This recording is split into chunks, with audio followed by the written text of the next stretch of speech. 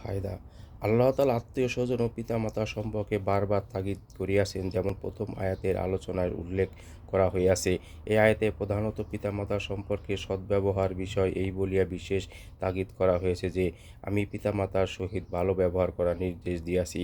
এই বিষয়টি এই ভাষা অর্থাৎ আমি পিতামাতার সহিত ভালো ব্যবহারের নির্দেশ দিয়াছি কোরআনে পাকে ৩ জায়গায় বর্ণিত হইয়াছে। সূরা আনকাবুতে প্রথম রুকুতে, অতঃপর সূরা লোকমানের দ্বিতীয় রুকুতে, তৃতীয়বার এই আয়াতে, যাহা দ্বারা অনেক বেশি তাগিদ বোঝা যায়।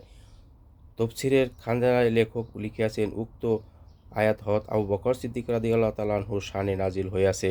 প্রাথমিক পর্যায়ে তিনি রাসূলুল্লাহ সাল্লাল্লাহু আলাইহি সাল্লামের সহিত শাম দেশের সফরের সঙ্গী হইয়াছিলেন। তখন তাঁহার বয়স ছিল 18 বছর আর রাসূলুল্লাহ সাল্লাল্লাহু আলাইহি সাল্লামের বয়স ছিল 20 বছর।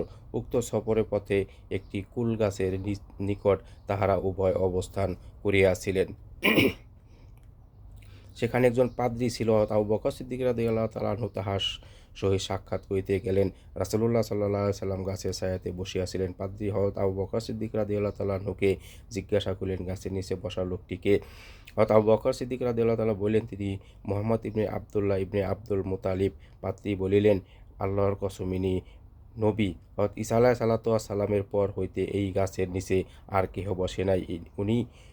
উনি শেষ জমানার নবী। যখন রাসূলুল্লাহ সাল্লাল্লাহু আলাইহি সাল্লামকে 40 বছর বয়সে নবুয়ত দান করা হলো, তখন আবু বকর সিদ্দিক রাদিয়াল্লাহু তাআলা আনহু মুসলমান হলেন। 2 বছর পর যখন আবু বকর সিদ্দিক রাদিয়াল্লাহু তাআলা আনহুর বয়স 40 বছর হলো, তখন তিনি এই দোয়া করিলেন, অর্থাৎ, হে আল্লাহ, আমাকে তৌফিক দান করুন, আমি যেন সেই নিয়ামতের শুকরগুজারি করি যাহা আমাকে এবং আমার পিতামাতাকে দান করা হইয়াছে।